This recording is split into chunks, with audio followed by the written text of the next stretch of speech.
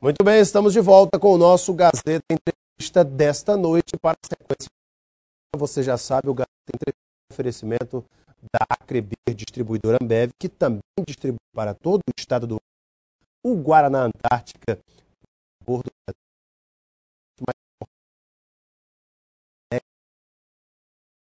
distribuído no estado pela Acrebir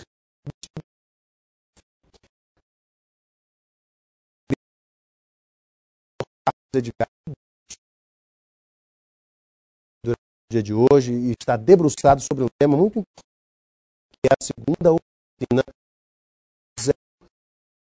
estadual de áreas naturais protegidas, o CEAMP. Começou sexta-feira e ali na Avenida Ceará. Qual o objetivo?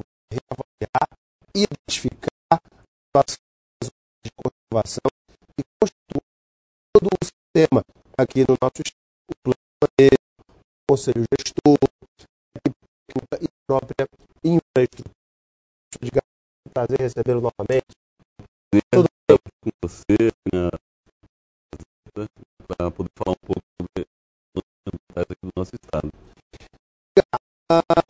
Depois, claro que uma oficina como essa tem esses objetivos que nós já nos referimos, e claro que eu preciso começar o programa de colocando junto a você para explicar qual a importância dessa oficina, desse levantamento que está sendo feito. Pois é, quando a gente fala em unidade de conservação no Acre, nós estamos falando de 32% do nosso território. Nós estamos falando de unidades federais, de unidades estaduais e até municipais. Verdade. Né? Isso representa, para você ter uma ideia, Alan, 6 milhões de hectares do nosso território. Com áreas, né, são áreas de floresta, são reservas extrativistas, são parques nacionais e estaduais. Temos o Parque Nacional Serra do Divisor, o Parque Xandes. Nós temos também as APAs, a Serra, a APA do São Francisco. Temos ainda as florestas estaduais, o Complexo do Gregório, o Antimari, e as florestas nacionais. Né? Então nós estamos falando de 6 milhões de hectares. E um detalhe, essas florestas, a maioria delas, elas são habitadas. Nós temos hoje, se utilizar o total de pessoas que moram nessas unidades, 50 mil pessoas, mais de 50 pessoas. Lógico que a APA concentra 30 mil pessoas, então, mas são 20 mil pessoas, mais 6 mil famílias que moram nas reservas extrativistas, ou algumas das florestas estaduais, nacionais. Então, é sobre a gestão dessas unidades que nós estamos conversando no governo do Estado, conversando com o ICMBio, que é o responsável pela gestão federal, e também a prefeitura que está junto com a gente. Então, nesse final do terceiro dia, nós vamos estar com um plano de ação integrada, né, de gestão junto às unidades de conservação. Isso é um ganho muito grande, porque não vai ficar governo federal agindo por um lado, governo estadual por outro. Nós vamos estar atuando de forma uníssona, né, para, inclusive, trabalhar duas questões. Você está tendo aqui uma que é a conservação, são áreas de floresta, praticamente... A principal unidade de conservação é justamente a preservação da floresta, claro, né, da floresta, das águas, etc. E a maioria de vida, das condições de vida daquelas populações que estão ali residentes, né, fazendo um trabalho sustentável, né, fazendo uma atividade mais sustentável. Então, isso para a gente é um motivo de grande satisfação. Eu gostaria, se você pudesse me dar um tempinho para poder explicar um pouquinho o que é esse CEAMP. Porque o CEAMP não são só as unidades de conservação. Né? O CEAMP, para você ter uma ideia, o Estadual de Áreas Naturais Protegidas, ele concentra quase 50% do nosso território. Né? Mais de 8 milhões de hectares de terra. E ali estão as unidades de conservação. Então, hoje nós estamos fazendo um recorte com as unidades de conservação. Estamos trabalhando, discutindo, fazendo essa parceria com o ICMBio para fazer a gestão mais adequada dessas unidades.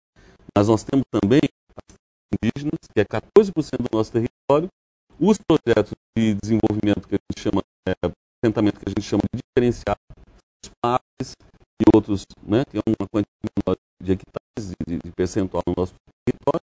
Né?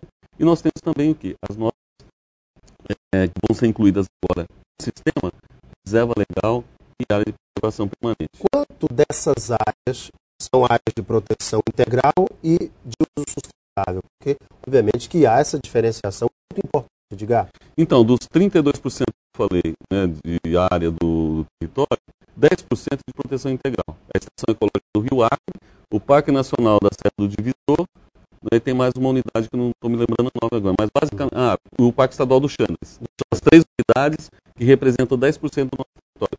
Proteção integral. As outras são as que a gente chama de uso sustentável, ou seja, a gente pode usar os recursos de forma a que a gente não faça matamento, que a gente não elimine os recursos dali. Então, por exemplo, com manejo sustentável. Pagamento dos serviços ambientais é uma questão interessante. Como é que a própria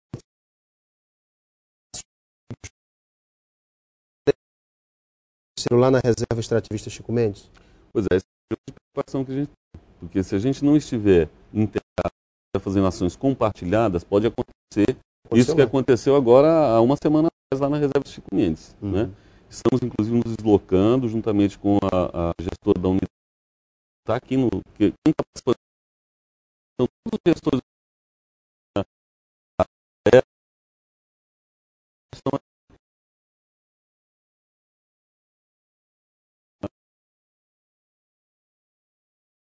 lá com ações que são as associações foram afetadas nessa história da fiscalização, para que a gente possa estabelecer parâmetros básicos, né, para que isso não aconteça mais. E daí a importância de uma oficina como essa. O Marco Zero é porque é o começo desse processo, não é isso, Edgar? O nome de Marco Zero? Esse já é um segundo encontro, né? Nós tivemos um em 2009, né? Agora é o segundo, né? Marco Zero porque nós temos uma linha, né, de origem, onde nós estabelecemos, olha, esses são os principais problemas, essas são as principais, e por isso que a gente chama de Marco Zero. A partir desse Marco Zero a gente vai avaliando, avançando nessa discussão. Né? E agora nós estamos querendo assinar com o ICMBio, fruto desse trabalho, acordo de cooperação técnica, que vai estabelecer as regras de ação compartilhada entre o governo do Estado, o governo federal e o governo municipal, quando for o caso. Você acha que a sociedade precisa conhecer mais as principais funções de uma área de conservação? Por exemplo, uma área de conservação de proteção integral, a do uso sustentável, saber o que é uma floresta estadual. Por exemplo, nós temos uma floresta riquíssima em mogno, lá em Tauracá, floresta estadual do mogno. Por exemplo, nós temos uma floresta estadual do mogno, que é uma área de uso sustentável. Será que pode ser utilizada essa madeira através do manejo ou não? São perguntas que as pessoas fazem, não é verdade, Edgar? Eu acho que as pessoas conhecem muito pouco do nosso território, né, das nossas riquezas, das nossas florestas. E nós fizemos um trabalho de difusão muito intenso através do saneamento ecológico e econômico. Geramos documentos didáticos, né, que eu até estou trazendo para a cidade presente. Você tem um material aqui fantástico, hein? Vou mostrar aqui. E mapas, por exemplo. Isso é uma cartilha didática do zoneamento. Isso.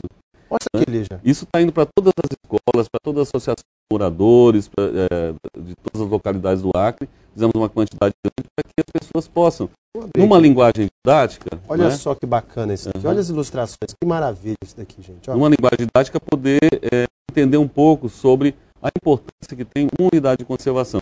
E às vezes tem muito comentário maldoso que diz assim, uma reserva extrativista, uma unidade de conservação, você não vai poder mexer num galho de árvore ali. Falta de conhecimento. Falta de conhecimento, porque é uma unidade que ela é produtiva. Né? Moram pessoas ali que precisam de usar os recursos naturais para a sua sobrevivência. Então, a reserva extrativista Chico Mendes, por exemplo, e as outras reservas extrativistas, as florestas estaduais, elas são florestas produtivas. Nós podemos tirar dali muita riqueza, né, e conservar aquela riqueza, tirar de forma sustentável e conservar aquela riqueza para o futuro das gerações que estão vindo aí. Edgar, né? Eu citei a floresta estadual do mogno. Até uma dúvida que eu tenho.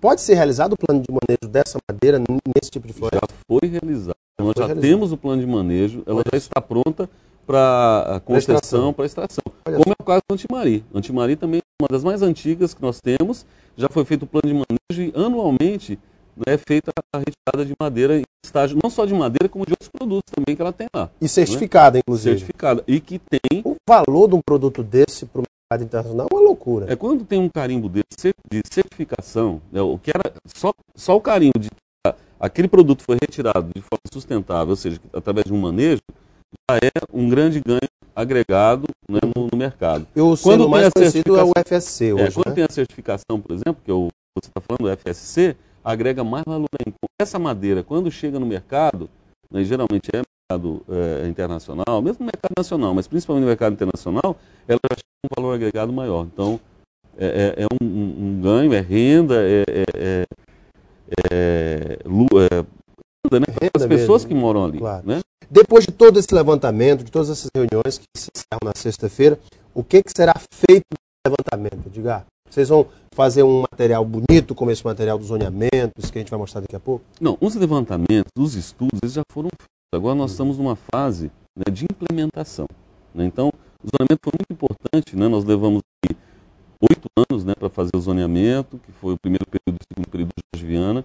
Depois veio o período que foi o início da implementação, todos os instrumentos, toda a parte legal estão prontos, nem muita coisa já se iniciou. Só então, o que eu estava falando, trabalho integrado. Trabalho integrado. Então, o que eu estava falando, por exemplo, as nossas unidades de conservação, a maioria delas já tem o seu plano de manejo, né? E já podem, as estaduais, por exemplo, as florestas estaduais lá do Mogno, que você estava falando, etc., já estão prontas para entrar no processo produtivo.